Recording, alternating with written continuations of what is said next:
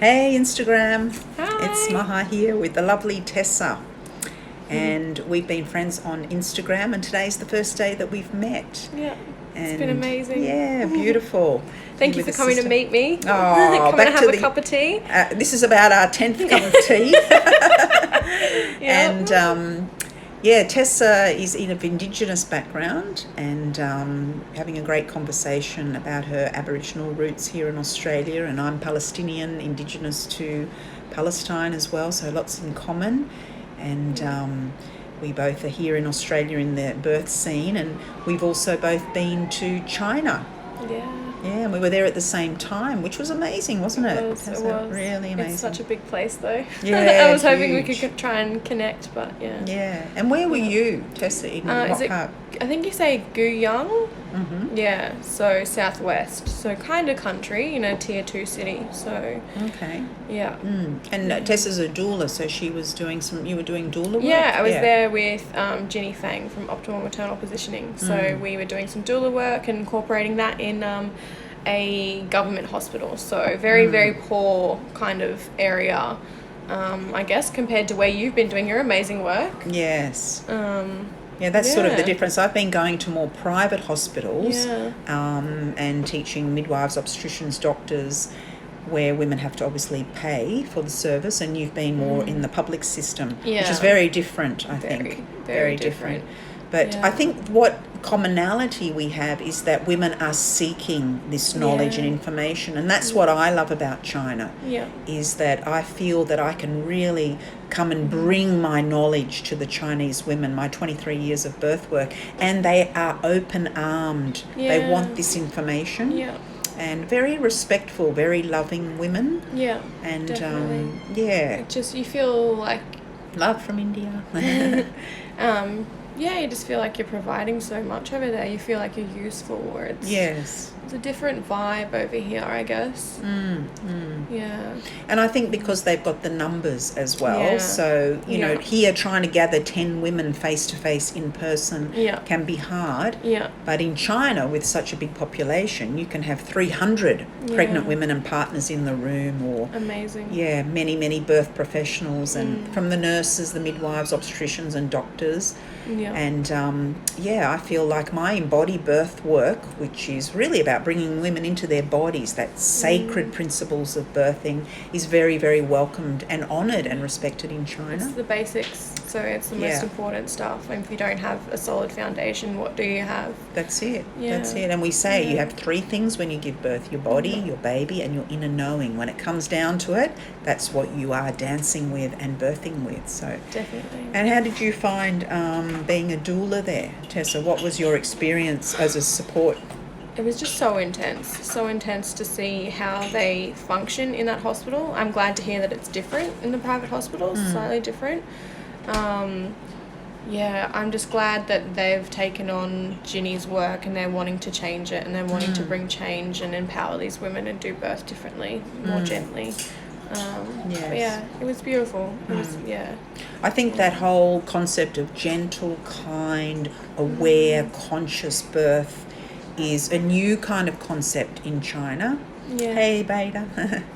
And I think I think it's the willingness to want to make change. Yeah. And I think that's come along with changing to the 2-child policy as well, or more. Yes, it was only changed, 3 years 2015, ago? I think. Yeah. Yeah.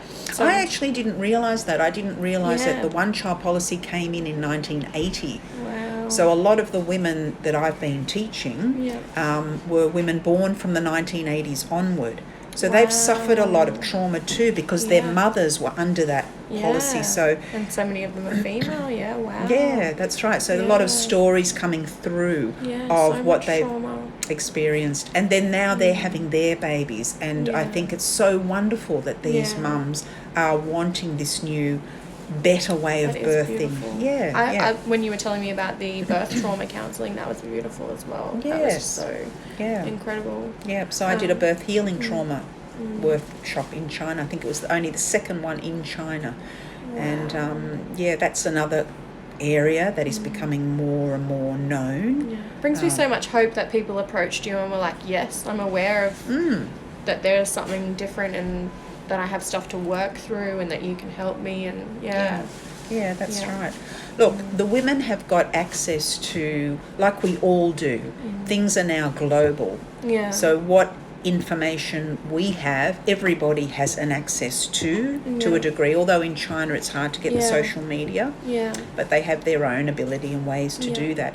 But I think information is being shared all over the world globally. I know I met some beautiful Chinese women who are doulas, are really dedicated to getting this information out there that, you know, birth is gentle and there are other options, and you know, trying to infiltrate that system. Yeah, and I think, as we were saying before, because of the large population of people, it's a very much a step-by-step process.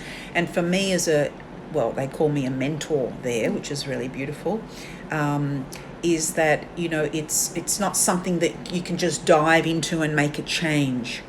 As Beta says, such a big country needs loads of work. Women birthing once don't have the opportunity to redo, they don't get the, that's so true. Yeah, exactly, Ada. So they can do the repair now. And I think the wonderful thing is these women are wanting to do that repair.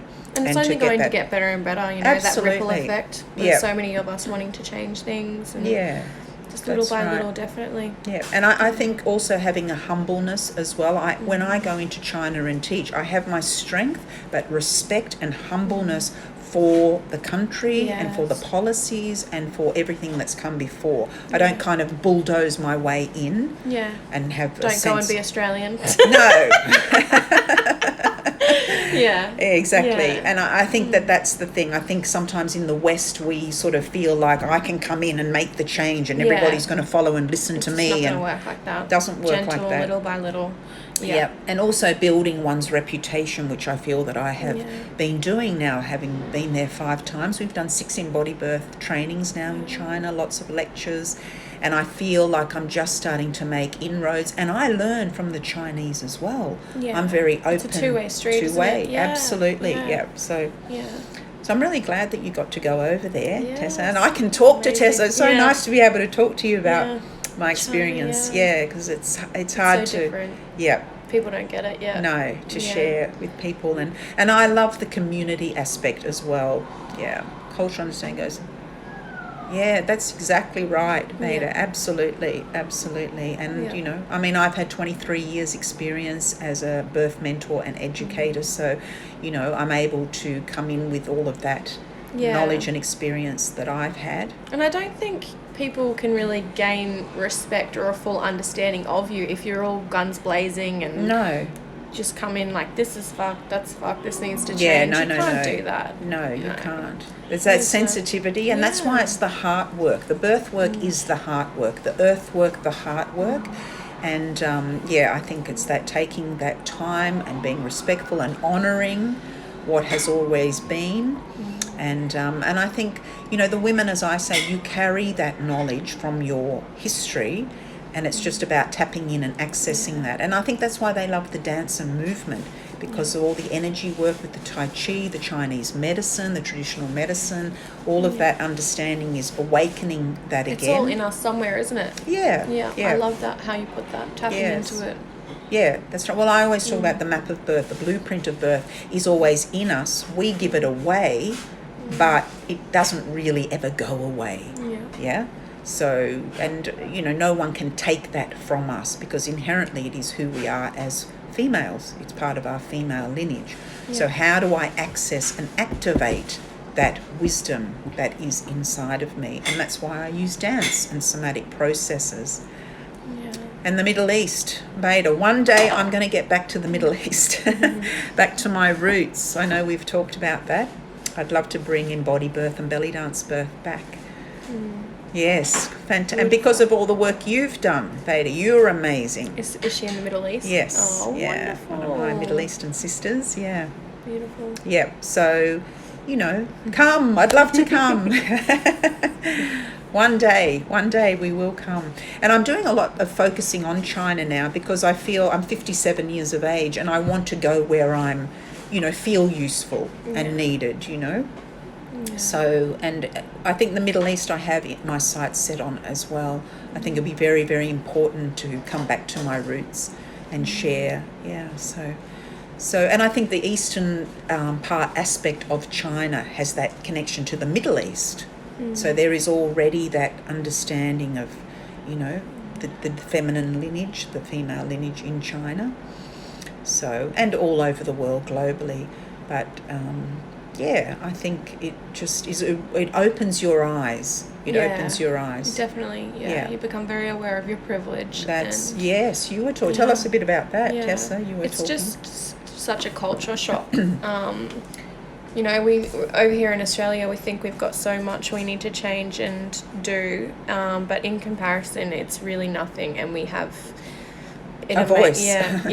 It's amazing what we do actually have, and just the ability to voice how we feel and what we want changed is very, very different to China. They have limited internet, so it's just much slower.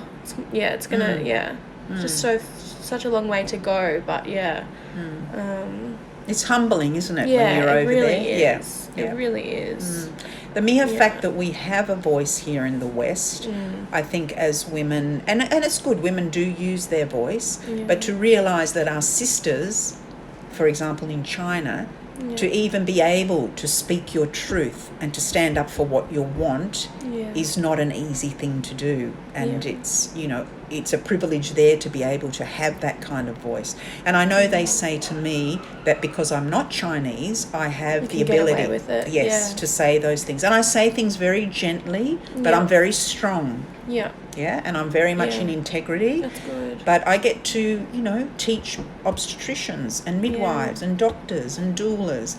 And I will often say to them, why did you choose to be an obstetrician? Why did you choose to be a midwife? Good. It's a very interesting question to ask, because often they don't know why they chose. I mean, it could be family pressure, it could be something like that, but I'm talking to them on a very deep personal level.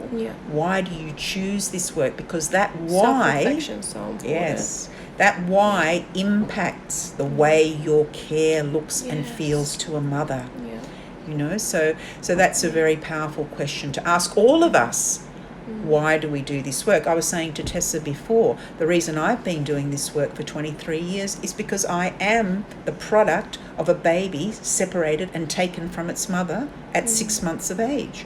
So I understand implicitly, deeply, emotionally, spiritually, psychically, what that feels like to lose the mother at such a young age. And I don't want that to happen to others. And so through this work, I've been able to heal my own story and then gift that to the world.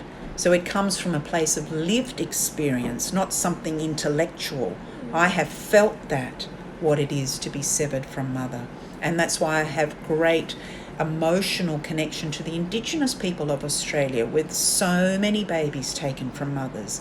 You know, we have a disgraceful history here of separating families, of women not being able to birth on country. You know, it's still happening and now. it's still happening. Still fighting. And that's where, you know, Tessa's focusing on that too, and saying it's not good enough. Enough is enough. You know, and finding that voice as an underdog, you know, having to elevate oneself and say, I am valuable, I am important, what I need, what I want needs to be, you know, cared for. I need to be cared for because I'm valuable.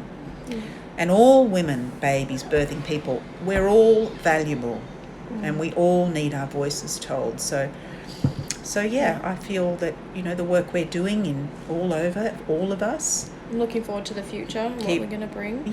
Sitting in circle more and more. Yes, and that's the other thing. That's exactly right. We were talking about... I think our technology has kept us separated, you know. Yes. Well, it's the over-addiction to technology. That's what we've been talking about. So can we find those spaces and places where we can come and be face-to-face, where we can come and sit, have cups of tea with each other, not just message online. I think technology has helped heaps for women that are, you know, trapped in 4 walls with new babies. But I think we isolated. also need to bring back that connection in person as well. Yeah. So many people want it, but they're awkward because it's been so long since they've had it. Yes. And it just needs to happen. It does. Just go for a park play date or sit in circle.